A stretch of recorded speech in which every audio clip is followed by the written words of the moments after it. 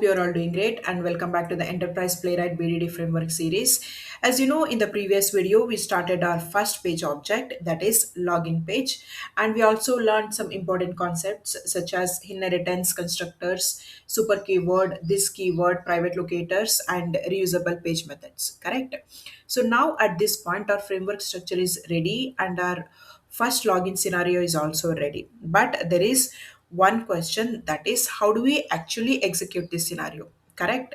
So as you know, in order to execute any automation script, we first need a browser. So we need to launch the browser, create a browser context, create a page, then navigate to the application. Correct.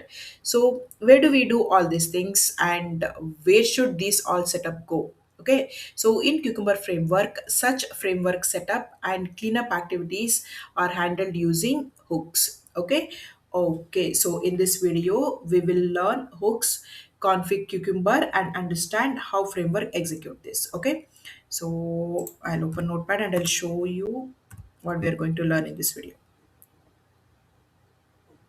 Okay, it's going to type lib. Okay, okay, so I 1 minute, sorry. So in this video, we are going to learn hooks and cucumber.js file and understand and also understand package.json file.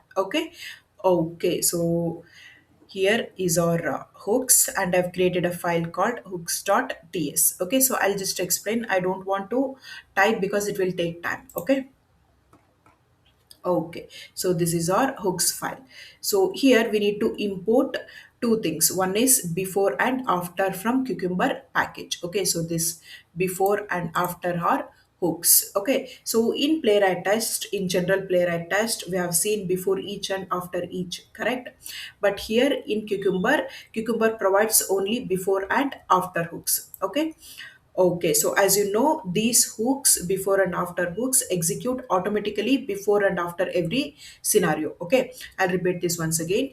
These hooks execute automatically before and after every scenario. Okay, so next we are importing browser context, Chromium, and page from Playwright test.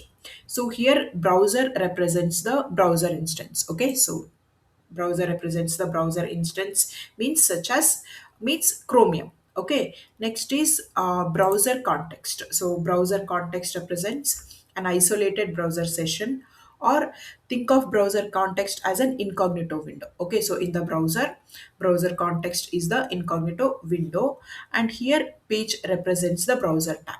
Okay okay and here Chromium is the browser engine. Okay, so here where we execute our automation. Okay, so after this we'll declare three variables: browser, context, and page. Okay, so here browser is of type browser, so it means it is like, name is of type string.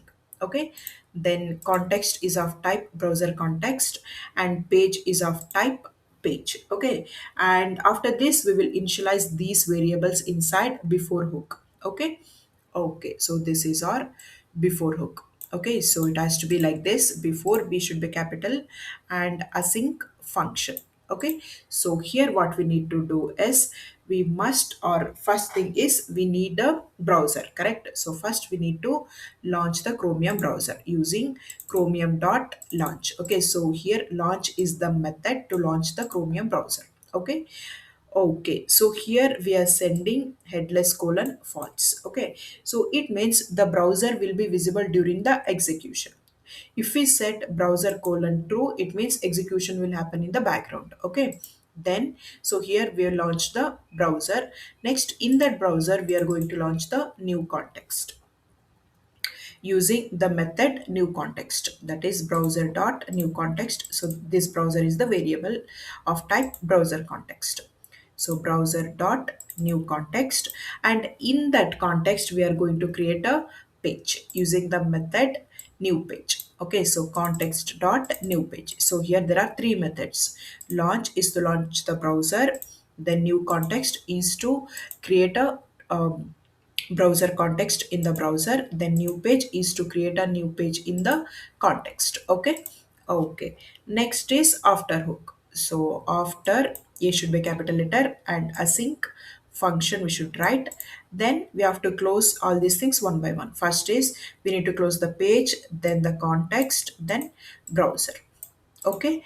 Okay, so this is about hooks. Okay, I hope this is clear.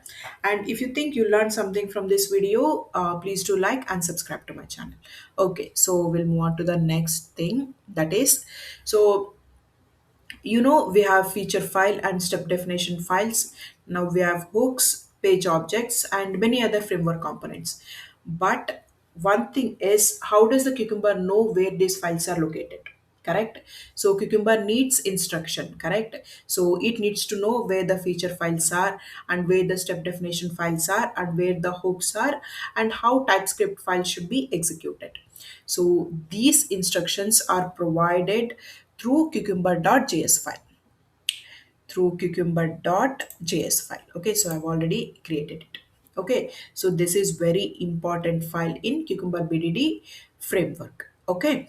Okay, so first thing is module export. Okay, so I'll explain each and everything. Okay, so first is module export. So this is a node.js syntax, and it is used to export an object. This is how we export an object in node.js. Module.export. Okay, so in simple terms, here we are creating a configuration object and making it available to cucumber. Okay, so when the cucumber starts execution, it reads this object, exports. Okay. Okay, and next is default. Okay, so here default is the profile. Okay, so think of default as the profile, and this profile contains set of execution settings. Okay, this profile contains set of execution settings. So whenever we execute cucumber.js without specifying any profile, okay, so here default is the default profile. So if you want, we can specify some profiles. If we do not specify any profile, by default cucumber automatically uses this one, default profile. Okay. Okay, next is we have require. Okay, require section. So here what's happening is, here we are telling the cucumber which file should be loaded.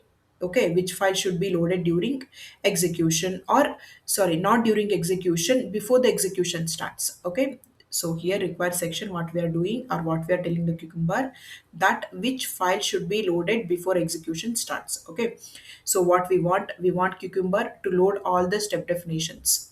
Okay, so we want cucumber to load all the step definition files and all the hook files before, okay, before the execution starts. Okay, so next is here double this, what is that, double stars. Okay, so here this double star means, here we are saying that search in all folders and subfolders. Okay, so single star means match any file in the current location. So since this framework has multiple nested folders, we usually use double star, so that cucumber can discover the files regardless of where they are. Okay. Okay, next is path section. Next is path section, important one. So here we are telling the cucumber where the feature files are located. Okay, so we are telling the cucumber where the feature files are located. So here is the feature files. As you know, the features is the folder and double star, so it can identify the location of this feature file. Okay. Okay, so you know that feature file contains the business readable scenarios written in gherkin format. Okay, so during the execution, cucumber will scan this location and execute all the features inside it finds. Okay. Okay, next we have is a require module. This is also important one. Okay, so sorry, so here the in this require module, so okay, so since our framework is written in typescript, okay, so here we are using typescript, and node.js cannot execute typescript directly. Okay, so here we are using ts dot node package, and it acts as a bridge between typescript and node.js. Okay, so remember this line, this ts dash node package, it acts as a bridge between typescript and node.js. Okay, then this register option tells the node.js to automatically compile and execute the typescript files at runtime. Okay. Okay, so without this configuration, Cucumber will not be able to understand the TypeScript files. Okay. Next is format section. Okay, so here this format controls how our execution results are displayed in the terminal. Okay, so like here we are using progress bar, so it means it shows clean progress indicator, like using dot dot something, it will show us the indication that it is getting executed. Okay, and this settings is optional. Okay. Okay, so now I'll just summarize this. So here this module dot export is our configuration object, and default contents are execution settings. Require loads, step definition and hooks, and path tells the cucumber where the feature files are located, and require module enables TypeScript execution using TS node. Okay, and format controls how the execution results are displayed. Okay. Okay, so together these settings help Cucumber discover and execute our framework. Okay. Okay, so next is package.json. Here it is, package.json. So here this every node project contains this file, that is package.json, and this file contains the information about the project.